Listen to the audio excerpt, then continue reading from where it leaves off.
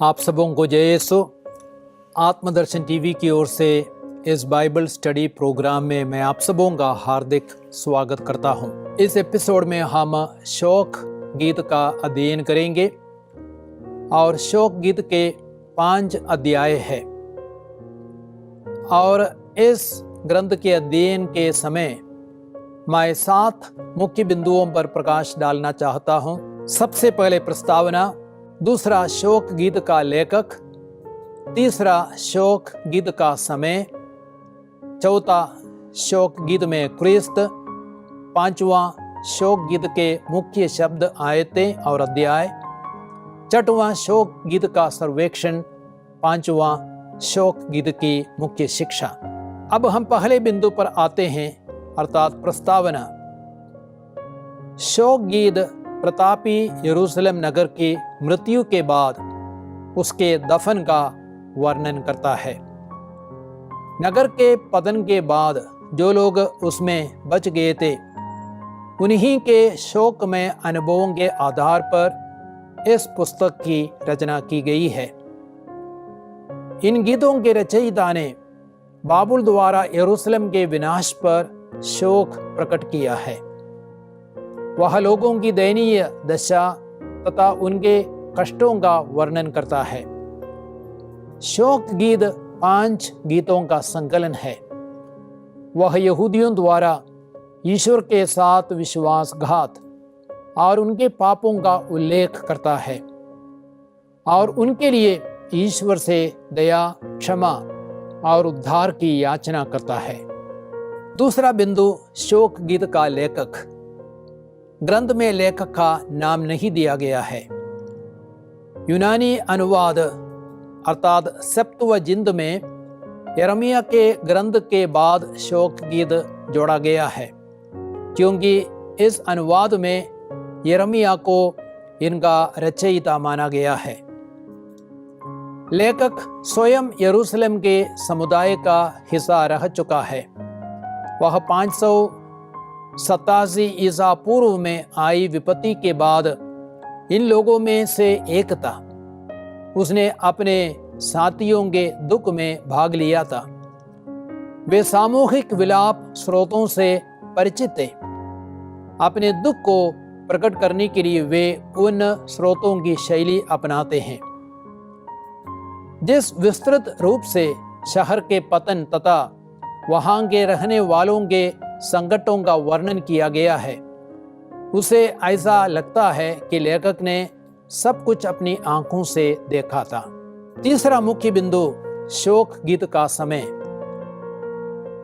यरूशलेम का विनाश 587 ईसा पूर्व में हुआ था। यिर्मयाह ने नगर के विनाश के बाद और मिस्र देश ले जाए जाने के पहले ही शोक गीत की रचना की थी। शोक गीत की सामग्री द्वितीय यशायाह की सामग्री जैसी है।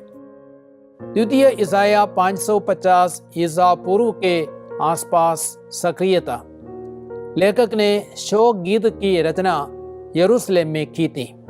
अब हम चौथे बिंदु पर आते हैं, शोक गीत में क्रिस्त। विलाप करने वाला नबी यिर्मयाह क्रिस्त का प्रतीक है, जिसने 6 सदियों के बाद यरूशलेम के लिए आंसू बहाया और कहा, यरूशलेम यरूशलेम, तू नबियों की हत्या करता है और अपने पास भेजे हुए लोगों को पत्थरों से मार देता है।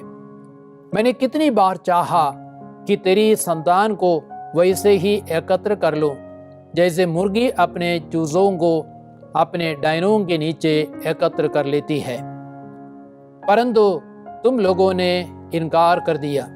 देखो, तुम्हारा घर उजाड़ छोड़ दिया जाएगा। मत्ती के सुसमाचार अध्याय 23 वाक्य संख्या 37 और 38 में प्रभु यीशु इन बातों को कहते हैं। क्रिस्त के समान यिर्मयाह यरूशलेम और उसके लोगों के दुख कष्टों में उनके साथ है। क्रिस्त मनुष्यों द्वारा निंदित और तिरस्कृता, शोक का मारा और अत्यंत दुखी था। यशायाह 53 वाक्य संख्या 3। शोक गीत में भी क्रिस्त के दुख भोग और पीड़ा की झलक हमें मिलती है। उदाहरण के लिए अध्याय 1:12 में लिखा है, इस पथ से होकर जाने वालों, आओ देखो कि क्या मेरे जैसा दुख किसी और ने भोगा है, जो दुख मुझ पर पड़ा है, जो अपने महाकोप के दिन प्रभु ने मुझे दिया है। और आप आगे भी देखें अध्याय 3 वाक्य संख्या 19 में। जैसे क्रिस्त शत्रुओं द्वारा निंदित और तिरस्कृता, वैसे ही शोक गीत में कुछ ऐसी बातों को देखते हैं। उदाहरण के लिए अध्याय 2:16 में लिखा गया है, तुम्हारे सभी शत्रु तुम्हारे विरुद्ध अपशब्द कहते हैं। वे फुफकारते और दांत पीसकर यह कहते हैं, हमने उसका सर्वनाश कर दिया है। हम इसी दिन की कामना करते थे और वह आ गया है, हम उसे देख रहे हैं। और आगे भी आप देखें अध्याय 2:15 और अध्याय 3:14 और 30। अब हम 5वें बिंदु पर आते हैं, शोक गीत के मुख्य शब्द, आयतें और अध्याय। मुख्य शब्द है विलाप। शोक गीत में हम 3 मुख्य विषयों को देखते हैं। पहला और सबसे प्रमुख है यरूशलेम के पतन पर शोक और विलाप। पवित्र नगर यरूशलेम का विनाश किया गया है। पाप के परिणाम स्वरूप ईश्वर के न्याय और दंड नगर पर टूट पड़े हैं। दुख में यिर्मयाह अपने लिए, बंदियों के लिए और यरूशलेम के लिए बोल उठता है। अध्याय 1 से 4 तक। दूसरा विषय है पापों का अंगीकार और यूदा पर ईश्वर के न्याय संगत दंड की स्वीकृति।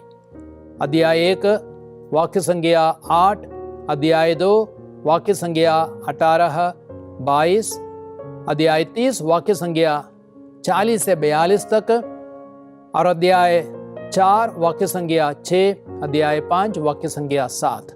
तीसरा विषय है भविष्य में ईश्वर द्वारा यरूशलेम और उसके लोगों के पुनरुद्धार की आशा। प्रभु ने नगर पर अपने क्रोध की वर्षा की है, लेकिन प्रभु दयालु है। वह अपने विधान और प्रतिज्ञाओं के प्रति वफादार रहेंगे और नगर का पुनरुद्धार करेंगे। यिर्मयाह यह प्रार्थना करता है, प्रभु तू हमें अपनी ओर अभिमुख कर और हम लौट आएंगे। हमारे पहले जैसे दिन हमें फिर प्रदान कर। अध्याय 5 वाक्य संख्या 21 और देखे अध्याय 3 वाक्य संख्या 31 से 32। अब हम देखते हैं मुख्य आयतें। अध्याय 2:5 से 6 तक। वहां भी लिखा गया है, प्रभु शत्रु जैसा हो गया है, उसने इस्राएल का विनाश कर दिया है, उसने उसके सभी महलों का विनाश कर डाला है, उसके गढ़ नष्ट कर दिए हैं। उसने यूदा की पुत्री का शोक और विलाप और भी बढ़ा दिया है। उसने अपना मंदिर उद्यान की तरह तोड़ दिया है। उसने अपने निवास को नष्ट कर दिया है। प्रभु ने सियोन में अपने पर्व और विश्राम दिवस को विस्मृत कर दिया है। उसने अपने भयानक क्रोध में राजा और याजक को त्याग दिया है। अध्याय 3 वाक्य संख्या 22 और 23 में कहा गया है, प्रभु की कृपा बनी हुई है, उसकी अनुकंपा समाप्त नहीं हुई। वह हर सवेरे नई हो जाती है, उसकी सत्य प्रतिज्ञा अपूर्व है। अब हम देखते हैं मुख्य अध्याय। मुख्य अध्याय है अध्याय 3। शोक गीत के 5 अध्याय यरूशलेम के भयंकर पतन, विनाश और निराशा को प्रकट करते हैं। इतने बड़े संकट के मध्य में भी यिर्मयाह प्रभु की अनुकंपा, सत्य प्रतिज्ञा पर भरोसा रखते हैं और कहते हैं कि प्रभु की कृपा बनी हुई है, उसकी अनुकंपा समाप्त नहीं हुई है, वह हर सवेरे नई हो जाती है, उसकी सत्य प्रतिज्ञा अपूर्व है। मेरी आत्मा कहती है, प्रभु मेरा भाग्य है, मैं उस पर भरोसा रखूंगा। जो प्रभु की खोज में लगा रहता है, उसके लिए प्रभु दयालु है। अध्याय 3 वाक्य संख्या 22 से 25 तक। अब हम 6वें मुख्य बिंदु पर आते हैं, अर्थात शोक गीत का सर्वेक्षण। 40 वर्षों तक ईश्वर से आने वाले दंड के बारे में भविष्यवाणी करने के कारण यिर्मयाह ने तिरस्कार और उपहास का सामना किया। जब उसकी भविष्यवाणी पूरी होती है, वह घमंड में यह नहीं कहता मैंने तुमसे ऐसा कहा था, बल्कि वह यरूशलेम के विनाश और लोगों के दर्द में उनके साथ रहकर विलाप करता है और पीड़ा में तड़पते हुए 5 शोक गीतों की रचना करता है। ये 5 गीत यिर्मयाह के कोमल हृदय को प्रकट करते हैं, जबकि वह ईश्वर की ओर से पापी इज़राइल को भारी दंड का कठोर संदेश देने के लिए बुलाया गया था। यरूशलेम नगर, मंदिर, राजमहल और दीवारें बर्बाद किए गए हैं और उसके लोग बाबुल में निर्वासित किए गए हैं। ग्रंथ को 5 भागों में विभाजित किया जा सकता है। यरूशलेम का विनाश अध्याय 1, प्रभु का क्रोध अध्याय 2, दया के लिए प्रार्थना अध्याय 3, यरूशलेम की घेराबंदी अध्याय 4, पुनरुद्धार के लिए प्रार्थना अध्याय 5। अब हम देखते हैं पहला भाग यरूशलेम का विनाश अध्याय 1 में दिया गया है।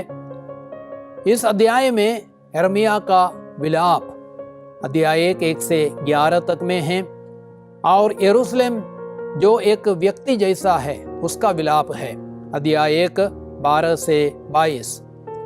नगर के घोर पापों के कारण उसका विनाश किया गया है अध्याय 1 7 से 9। यरूशलेम ईश्वर से प्रार्थना करता है, प्रभु मेरे कष्टों पर ध्यान दे क्योंकि शत्रु विजयी हो गए हैं अध्याय 1 वाक्य संख्या 9 और 11। दूसरा भाग प्रभु का क्रोध अध्याय 2 में हम देखते हैं। दूसरे गीत में यिर्मयाह नगर के विनाश का वर्णन करता है। लेखक आंखों देखा हाल का वर्णन करता है कि नगर का विनाश कितना भयानक है। बाबुल द्वारा ईश्वर ने इस्राएलियों के धार्मिक कार्यों पर रोक लगाया है। पुरोहितों, नबियों और राजाओं को हटा दिया है। मंदिर और राजमहल को जलाकर भस्म कर दिया है।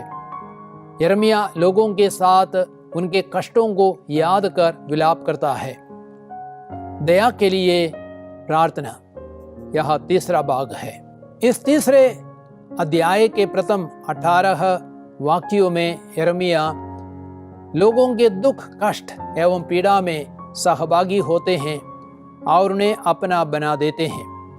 लेकिन अचानक नबी ईश्वर की करुणा और वफादारी को याद करते हैं और अगले 20 वाक्यों में अर्थात अध्याय 3 वाक्य संख्या 19 से लेकर 39 तक में उस ईश्वर में अपनी आशा और भरोसा को प्रकट करते हैं। लोगों की हालत को देखकर यिर्मयाह अपना गहरा दुख प्रकट करते हैं। अध्याय 3 वाक्य संख्या 48 से 51 तक।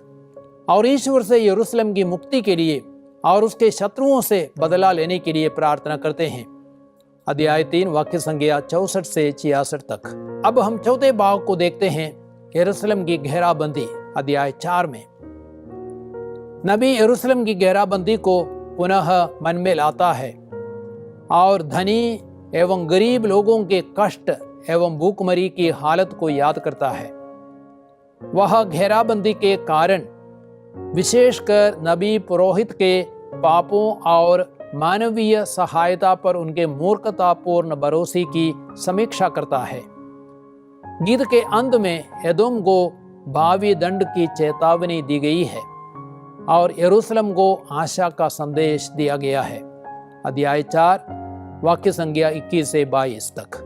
पांचवा भाग है पुनरुद्धार के लिए प्रार्थना अध्याय 5। यह अंतिम गीत लोगों की दयनीय हालत का दुखद वर्णन है।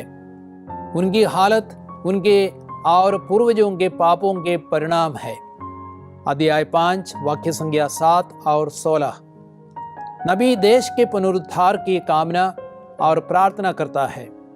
अब हम 7वें बिंदु पर आते हैं, शोक गीत की मुख्य शिक्षा। एक मुख्य शिक्षा यह है, पाप का अंजाम भयंकर है। नबी लिखते हैं, यरूशलेम ने भयानक पाप किए, इसलिए वह अपवित्र हो गया। जो सब उसका सम्मान करते थे वे उसका तिरस्कार करते हैं, क्योंकि उन्होंने उसकी नग्नता देखी है। वह स्वयं भी कराहता रहता है और अपना मुंह छिपा रहा है। उसका कलंक उसके वस्त्रों में लग गया है। उसने अपने विनाश की चिंता नहीं की। उसका पतन इतना भयावह है, उसे कोई ढारस तक नहीं बनता था। प्रभु मेरे कष्टों पर ध्यान दे, क्योंकि शत्रु विजयी हो गए हैं। अध्याय 1 वाक्य संख्या 8 से 9 तक। दूसरी मुख्य शिक्षा है पापों के लिए पश्चाताप करना है। नबी कहते हैं, मैं इन्हीं बातों पर रो रही हूँ, मेरी आंखें आंसू बहाती है। वह सांत्वना दाता जो मुझ में उत्साह भरते मुझसे दूर है। अध्याय 1 वाक्य संख्या 16। प्रभु ने न्याय किया है, क्योंकि मैंने उसके आदेश का पालन नहीं किया। अध्याय 1 वाक्य संख्या 18। हमारे मस्तक से मुकुट गिर गया है, हमको धिक्कार, क्योंकि हमने पाप किया है। अध्याय 5 वाक्य संख्या 16। तीसरी मुख्य शिक्षा है संकट की घड़ी में आंसू बहाते हुए प्रार्थना करनी है। नबी कहते हैं, तुम सारे हृदय से प्रभु सियोन के रक्षक की दुहाई दो। तुम्हारे आंसू दिन रात नदी की तरह बहते रहे। तुम नहीं रुको, निरंतर रोते रहो। उठो, रात में चिल्लाओ, पहले पहर में अपना हृदय पानी की तरह बहा दो। अपने बच्चों के प्राण बचाने के लिए प्रभु के सामने हाथ उठाकर प्रार्थना करो। वे गलियों के नुक्कड़ों पर भूख के कारण बेहोश पड़े हैं। अध्याय 2 वाक्य संख्या 18 से 19 तक। चौथी मुख्य शिक्षा है संकट में प्रभु पर भरोसा रखना सबसे उत्तम है। नबी कहता है कि प्रभु की कृपा बनी हुई है, उसकी अनुकंपा समाप्त नहीं हुई है। वह हर सवेरे नई हो जाती है, उसकी सत्य प्रतिज्ञा अपूर्व है।